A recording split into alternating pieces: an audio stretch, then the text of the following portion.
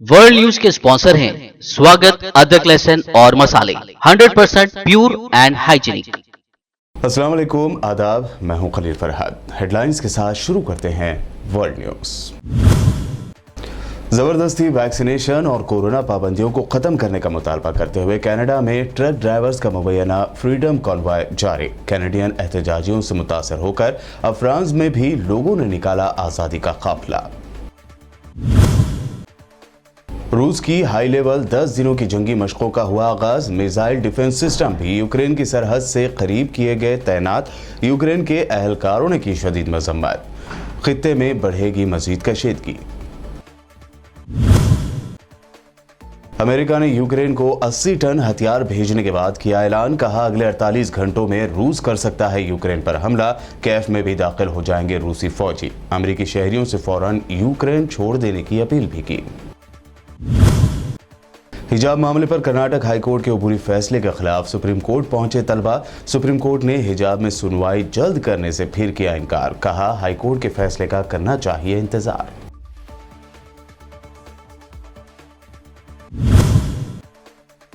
कर्नाटक में जारी हिजाब तनाज़े के दरमियान बायोटेक की को फाउंडर सुचित्रा एल्ला ने किया ट्वीट। कहा भाई बहन अक़लियती इदारों में पढ़ते थे, सभी को यूनिफॉर्म पहननी होती थी, किसी ने शिकायत नहीं की थी।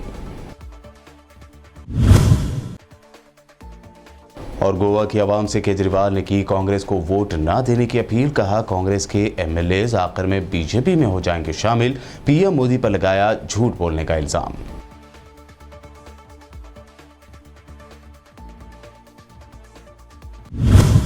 ये थी हेडलाइंस। अब देखते हैं खबरों की तफसील। कोविड-19 वैक्सीन के मैंडेट के खिलाफ नाम निहाद फ्रीडम कॉन्वॉय या आज़ादी का काफिला एहतजाजी तहरीक जिसने कनाडा के दारुल हुकूमत को मफलूज कर दिया है और ये एहतजाज कनाडा अमेरिका बॉर्डर तक फैल गया है।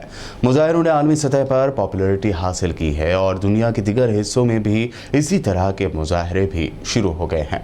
28 जनवरी से गाड़ियों का एक काफिला जिसमें ज़्यादातर ट्रक थे पार्लियामेंट हिल के इर्द गिर्द खड़ा है, जिससे ओटावा के शहर के मरकज में ट्रैफिक में खलल पड़ा है। सैकड़ों गाड़ियों में से बहुत से लोगों ने उस वक्त तक एहतजाज के तौर पर यहां रहने का अज़्म जाहिर किया है जब तक कोरोना की तमाम पाबंदियां बिशमूल मास्क और वैक्सीनेशन मैंडेट खत्म नहीं हो जाते।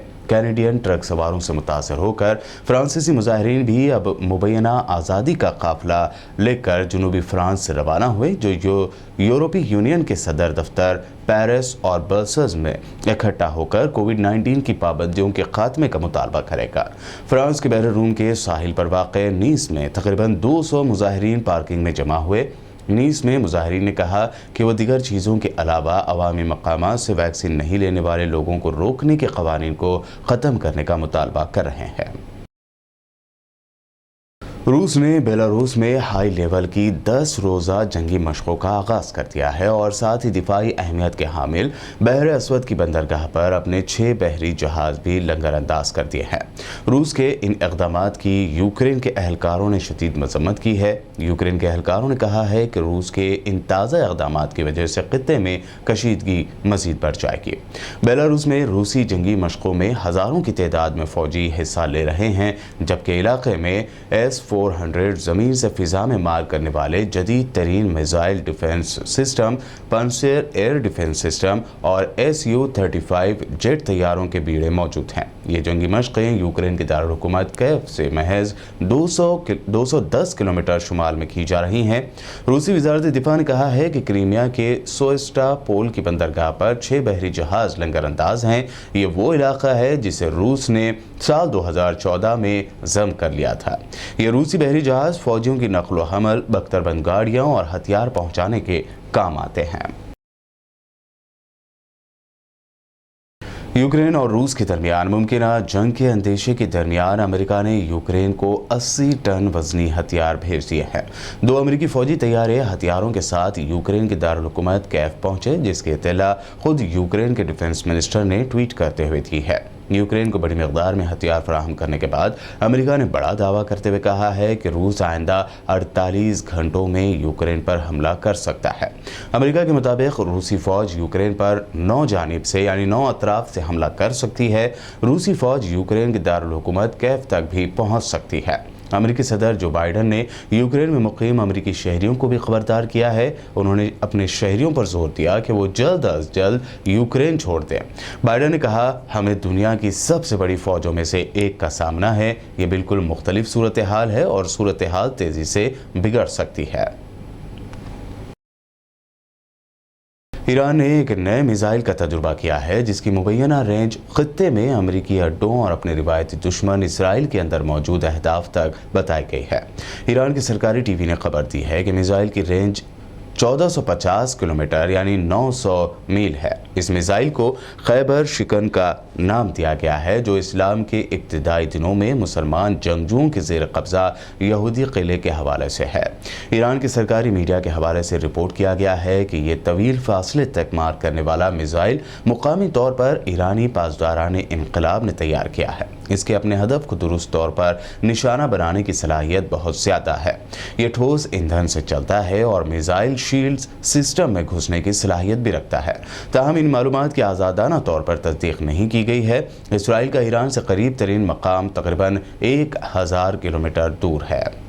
इराक में अमेरिकी फ़ौज के एहलकारों और उसके फ़ौजी कारवानों को हमले का निशाना बनाने का सिलसिला जारी है। मीडिया ज़राए के मुताबिक हालिया महीनों के दौरान इराक के मुख्तलिफ इलाकों में अमेरिकी फ़ौज के कारवानों पर बारहा हमले हुए हैं। इसके बावजूद अमेरिकी इराक़ी पार्लियामेंट के अमेरिकी फ़ौजियों के मुल्क से बाहर निकलने से मुताल्लिक़ बिल पर अमल दरामद के लिए तैयार नहीं है। अल फरात न्यूज़ की रिपोर्ट के मुताबिक अमेरिकी फ़ौज के एक लॉजिस्टिक कारवां को समावा के इलाके में हमले का निशाना बनाया गया। बता दें कि गुज़िश्ता हफ्ते दीवानिया, ज़िक़ार और सलाहुद्दीन सूबों समेत इराक़ के मुख्तलिफ इलाकों में अमेरिकी फ़ौज के कारवानों पर हमले हुए थे।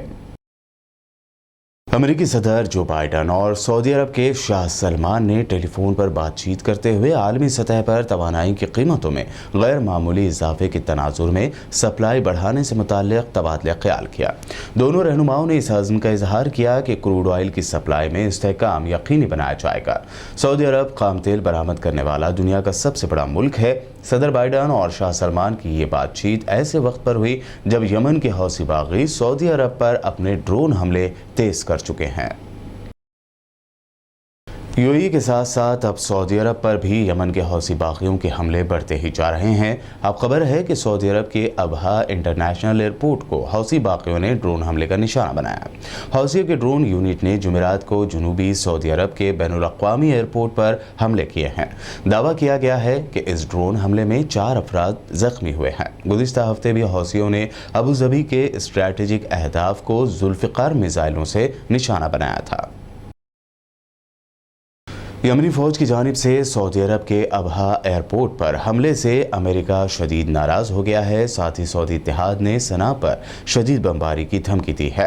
एक रिपोर्ट के मुताबिक व्हाइट हाउस के कौमी सिक्योरिटी के मुशीर ने सऊदी अरब के अबहा एयरपोर्ट पर हमले पर वाशिंगटन के गुस्से का इजहार करते हुए दावा किया कि उसके जिम्मेदार जवाबदाह होंगे। व्हाइट हाउस के कौमी सलामती के मुशीर जेक सलवान ने कहा कि सऊदी अरब के एयरपोर्ट पर यमीनी फ़ौज के हमले की हम मजम्मत करते हैं और वाशिंगटन, रियाज और दूसरे आलमी इत्तेहादियों के साथ मिलकर इस हमले के जिम्मेदारों को जवाबदाह करार दिया जाएगा। उन्होंने अपने बयान में मजीद कहा कि अमेरिका की कौमी सलामती के मुशीर सऊदी अरब के अबहा पर हमले की जिसकी जिम्मेदारी अंसारुल्लाह ने कबूल की है, शदीद अल्फाज में मजम्मत करते हैं। हवाई जहाज़ों में कसरत से सफ़र करने वाले अफराद इस बात से इत्तेफाक करेंगे कि फ़िज़ाई सफ़र ख्वाह 2 घंटे का हो या 8 घंटों का, इसके मुख्तलिफ मराहिल पहले ही मुसाफिर को थका देते हैं। जहाज़ के उड़ान भरने से पहले सफ़र की ज़रूरी तैयारी, वक्त पर एयरपोर्ट पहुँचना, फिर 2 से 3 घंटे सिक्योरिटी और बोर्डिंग लाउंज में गुजारने का अमल यकीनन आसान नहीं। ज़रा अंदाज़ा करें इन मुसाफिरों के जज्बात का जो सीट पर बेल्ट लगाए बेचैनी से जहाज़ उड़ने का इंतज़ार कर रहे हों और जहाज़ किसी मुसाफिर की हुल्लड़बाजी की वजह से उड़ ना पा रहा हो। अगर आप अमेरिका में रहने वाले किसी शहरी से पूछें तो बहुत मुमकिन है वो इस तजुर्बे से पहले ही गुजर चुके हों, क्योंकि अमेरिका में जहाज़ के सफ़र में ऐसे वाक़यात तकरीबन रोज़ ही पेश आते हैं। अमेरिका को लैंड ऑफ द फ्री यानी आज़ाद लोगों की सरजमीन कहा जाता है, लेकिन बाज़ शहरी इस आज़ादी का कुछ ऐसे गलत तरीके से इस्तेमाल करते हैं जो दिगर शहरियों के लिए अजियत का बास बन जाता है। ऐसे ही हुल्लड़बाज और दूसरों को परेशान करने वाले मुसाफिरों के खिलाफ कार्रवाई की अमेरिकी एयरलाइंस ने मांग की है। अमेरिकी फिजाई कंपनीज बेकाबू मुसाफिरों से इस कदर आजिज हैं कि 3 फरवरी को डेल्टा एयरलाइंस के सरबराह एडवर्ड बास्टियान ने अमेरिकी अटॉर्नी जनरल को एक खत लिखा, जिसमें उन्होंने फिजाई सफर में रुकावट पैदा करने वाले मुसाफिरों को नो फ्लाई लिस्ट में डालने की गुजारिश की है। अमेरिका में अपनी नोयत की अनोखी चोरी की वारदात पेश आई है। अमेरिकी रियासत पेंसिल्वेनिया में एक ग्रोसरी स्टोर कंपनी के फॉर्म से तकरीबन 60,000 शहद की मक्खियां चुरा ली गई हैं। कंपनी ने बताया कि शहद की मक्खियां 28 जनवरी और 30 जनवरी के दरमियान कार्लेसल के इलाके में चोरी हुई। बताया गया है कि शहद की मक्खियां मुकामी फूड चेन का एक लाजमी हिस्सा है जो मक्खियों की घटती हुई आबादी का शिकार है। कंपनी के मुताबिक शहद की मक्खियों की चोरी से कंपनी को इंतहाई मायूसी हुई है। कंपनी अब मिडलसेक्स टाउनशिप पुलिस डिपार्टमेंट के साथ इस वाक़े की तहकीकात में मदद कर रही है। बुलेटिन में वक्त हुआ है एक शॉर्ट ब्रेक का। जल्द लौटेंगे और देखेंगे मज़ीद अहम खबरें।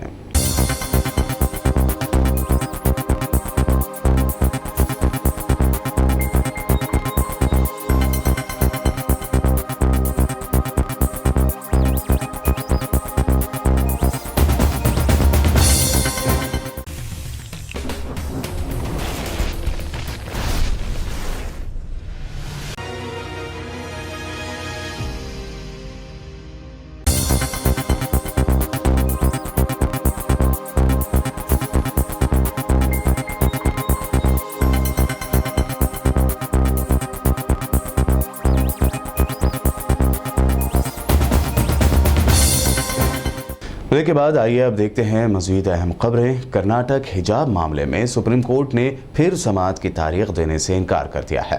अदालत ने कहा है कि इसे हाई लेवल पर मत फैलाएं। हम जानते हैं कि क्या हो रहा है, अगर कुछ भी गलत है तो हम इसकी हिफाजत करेंगे। सही वक्त का इंतज़ार कीजिए। बता दें कि हिजाब मामले पर सुप्रीम कोर्ट में जल्द समाअत की मांग की गई थी। ये मांग CJI NV रमना की बेंच के सामने की गई थी। कर्नाटक हाई कोर्ट के अबूरी हुक्म को चैलेंज दिया गया था। वहीं इस मामले को लेकर CJI ने पूछा कि हाई कोर्ट का क्या हुक्म है। हम इस मामले में अभी दखल अंदाजी नहीं कर रहे हैं। जब हाई कोर्ट का कोई हुक्म नहीं है तो इंतज़ार करना चाहिए। CJI ने कहा कि हम सभी शहरियों के बुनियादी हुकूक की हिफाजत के लिए बैठे हुए हैं। मुनासिब वक्त आने पर हम सुनेंगे। इस मामले में मुस्लिम तालिबात ने दरख्वास्त दाखिल की है। इस दरमियान कर्नाटक में जारी हिजाब तनाज़ा थमने का नाम नहीं ले रहा है। इस दरमियान कोरोना की वैक्सीन बनाने वाली कंपनी भारत बायोटेक की को-फाउंडर और JMD सुचित्रा एला का भी हिजाब को लेकर बयान सामने आया है। दरअसल सुचित्रा ने एक ट्वीट किया कि मेरे उस्ताद मिसेस हिंगस, मिस्टर फारूक 1960, 17 और 80 एक ही सेंट्रल स्कूल में थे। भाई बहन अक़लियती इदारों में पढ़ते थे। सभी को यूनिफॉर्म पहननी होती थी। किसी ने शिकायत नहीं की थी। सबसे अच्छे दोस्त और टीचर्स मुख्तलिफ रियासतों, इलाक़ों और मज़ाहिब के थे। सीखें, जिएं, प्यार करें और लीड करें। फाइनेंस मिनिस्टर निर्मला सीतारमन ने आज पार्लियामेंट में PM गति शक्ति के बारे में तफसील बताते हुए कहा कि PM गति शक्ति से मुल्क की तरक्की में मदद मिलेगी।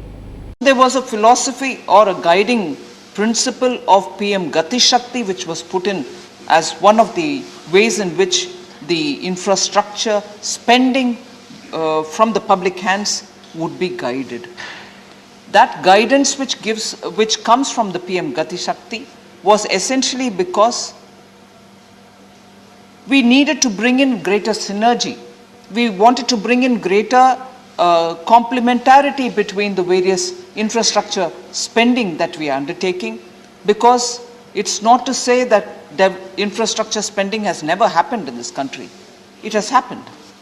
But what we find over the decades, that each project by itself, standalone in its nature, hadn't given the benefit or the multiplier which such an investment should have given us. So you brought in a manufacturing zone, or you built a road somewhere, a highway somewhere, but unfortunately the synergy which had to come through hadn't come through, or partly came through, but actually maximization was not possible.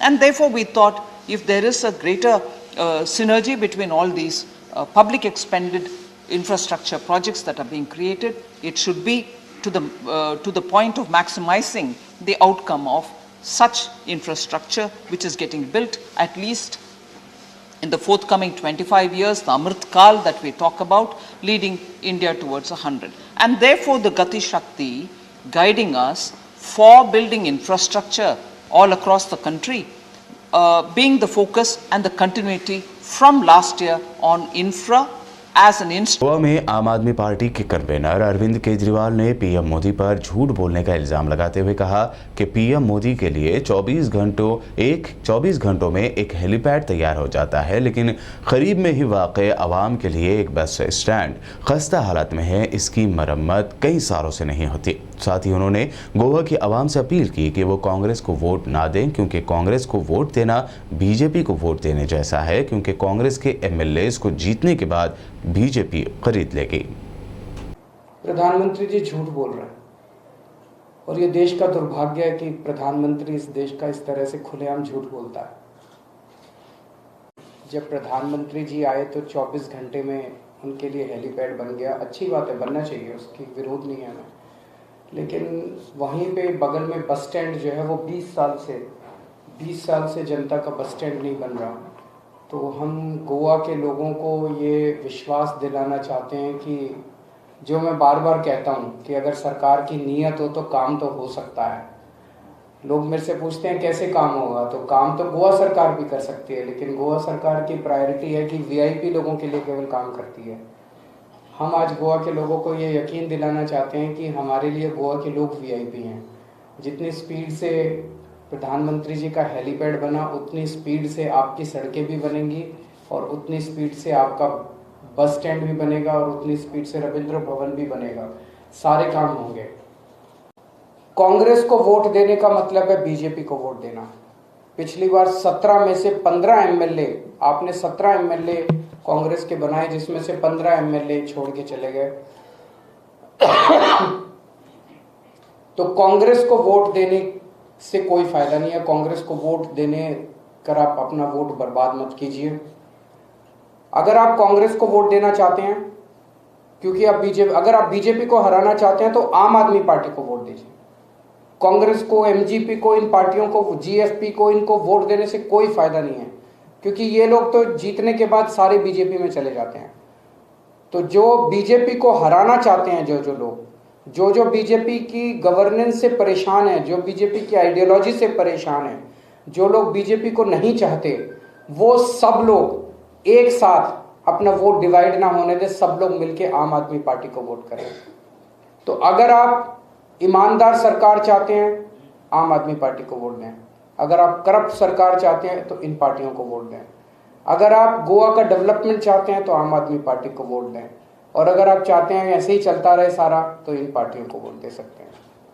Congress general secretary Priyanka Gandhi ने UP election में अपनी इंतखाबी rally के दौरान खाली पड़े 12 लाख सरकारी पोस्टों पर भर्ती का वादा किया। इसके अलावा किसानों का पूरा कर्जा माफ करने का भी प्रियंका गांधी ने ऐलान किया है।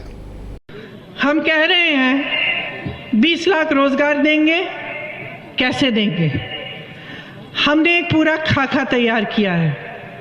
12 लाख रोजगार प्रदेश में खाली पड़े हैं, पद खाली हैं, सरकारी पद। जानते हैं आप क्या 5 सालों में इस सरकार को, भाजपा की सरकार को 12 लाख बेरोजगार नवयुवक नहीं मिले? मुझे तो यहां दिख रहे हैं हजारों। तो पद खाली है, नौजवान बेरोजगार है, पद क्यों नहीं भरे? क्योंकि नीयत साफ नहीं है। हम कह रहे हैं कि 12 लाख पद खाली पड़े हैं, सबसे पहले हम उन पदों को भरेंगे। उसके बाद 8 लाख रोजगार पैदा करने की योजना की है। हम कह रहे हैं तुम नौजवान हो, तुम अपना कुछ करना चाहते हो, छोटा बिजनेस शुरू करना चाहते हो, हम तुम्हें 1% ब्याज पे 5 लाख रुपए देंगे। हम कह रहे हैं आप किसान हैं, हम जानते हैं कितना संकट हुआ है, हम जानते हैं आप कितना संघर्ष कर रहे हैं, हम आपका पूरा कर्जा माफ करना चाहते हैं। ये खोखला वादा नहीं है। छत्तीसगढ़ में हमारी सरकार है, छत्तीसगढ़ के किसानों से पूछिए। सरकार ने शपथ ली और 3 घंटों के अंदर अंदर कर्जे माफ शुरू। आपकी आवारा पशु की समस्या है, कोई इस समस्या को नहीं उठाता। हम कह रहे हैं हमने पूरी योजना बनाई है इसके लिए। छत्तीसगढ़ की सरकार ने करके दिखाया है। गोबर खरीद रही है सरकार 2 रुपए किलो में, समझ रहे हैं आप। उस गोबर को स्वयं सहायता समूह को दिया जाता है, वो वर्मी कंपोस्टिंग करते हैं उस गोबर से। कोई सोच रही है सरकार कि इस समस्या को हम हल कैसे करें। पूरी योजना बनाई है किस तरह से समस्या हल होगी। यूपी के साबिक वजीर आजम खान के बेटे अब्दुल्ला आजम ने आज रामपुर में इंतखाबी रैली से खिताब करते हुए आवाम से बीजेपी को बढ़ती बेरोजगारी, बढ़ती बदअमनी जैसे मुद्दों को लेकर जवाब देने की अपील की। साथ ही उन्होंने अपने वालिद आजम खान के बारे में भी जानकारी दी। हिसाब लेना उस सिस्टम से जिसने तुम्हें बेरोजगार रखा, जिसने तुम्हें 2 वक्त की रोटी के लिए मजबूर बना दिया। हिसाब लेना उनसे जिन्होंने तुम्हारे बच्चों की तालीम छीनी, और एक ऐसा इंसान जिसने अपनी जिंदगी के 40 साल यहां के लोगों के लिए काम करने में गुजार दिया, वो इंसान आज एक 8 बाय 8 की कोठरी में बंद है। बंद है वो शख्स। हिसाब लेना भारतीय जनता पार्टी की सरकार से, हिसाब लेना उस इंसान की आंख से गिरे हर आंसू का, हिसाब लेना उसके साथ हुए हर जुल्म का, हिसाब लेना अपने बच्चों के साथ हुए हर जुल्म का, हिसाब लेना। और याद रखो, मैंने उस दिन कहा था कि मैं और आप कभी बादशाह नहीं हो सकते, लेकिन आपके वोट के बगैर भी कोई बादशाह नहीं हो सकता। आज मौका है, अध्यक्ष जी यहां मौजूद हैं। कुछ देर की खामोशी है, फिर शोर आएगा। कुछ देर की खामोशी है, फिर शोर आएगा। तुम्हारा सिर्फ वक्त आया है, हमारा दौर आएगा। बहुत शुक्रिया। आखिर में हेडलाइंस पर एक और नजर। जबरदस्ती वैक्सीनेशन और कोरोना पाबंदियों को खत्म करने का मुतालबा करते हुए कनाडा में ट्रक ड्राइवर्स का मुबैना फ्रीडम कॉन्वॉय जारी। कैनेडियन एहतजाजियों से मुतासर होकर अब फ्रांस में भी लोगों ने निकाला आजादी का काफिला। रूस की हाई लेवल 10 दिनों की जंगी मशकों का हुआ आगाज। मिसाइल डिफेंस सिस्टम भी यूक्रेन की सरहद से करीब किए गए तैनात। यूक्रेन के अहलकारों ने की शदीद मजम्मत। खित्ते में बढ़ेगी मजीद कशीदगी। अमेरिका ने यूक्रेन को 80 टन हथियार भेजने के बाद किया ऐलान। कहा अगले 48 घंटों में रूस कर सकता है यूक्रेन पर हमला। कैफ में भी दाखिल हो जाएंगे रूसी फौजी। अमेरिकी शहरियों से फौरन यूक्रेन छोड़ देने की अपील भी की। हिजाब मामले पर कर्नाटक हाईकोर्ट के अबूरी फैसले के खिलाफ सुप्रीम कोर्ट पहुंचे तलबा। सुप्रीम कोर्ट ने हिजाब में सुनवाई जल्द करने से फिर किया इनकार। कहा हाईकोर्ट के फैसले का करना चाहिए इंतजार।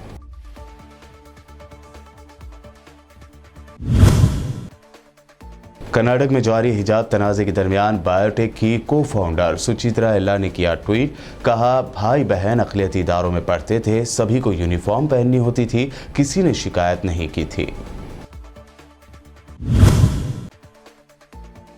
और गोवा की आवाम से केजरीवाल ने की कांग्रेस को वोट ना देने की अपील। कहा कांग्रेस के एमएलएज आखिर में बीजेपी में हो जाएंगे शामिल। पीएम मोदी पर लगाया झूठ बोलने का इल्जाम।